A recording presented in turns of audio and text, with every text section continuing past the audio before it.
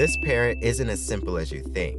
Meet the Kakapo, the world's heaviest parrot. Males can weigh up to 9 pounds, which is the same as a house cat. They smell like honey and flowers, which is nice until you realize predators can smell them too. They're also flightless and nocturnal and live over 90 years. And the craziest part is that they're so awkward that conservationists have to teach them how to mate using wooden training dummies. So these parrots definitely need a little bit more assistance than you would think.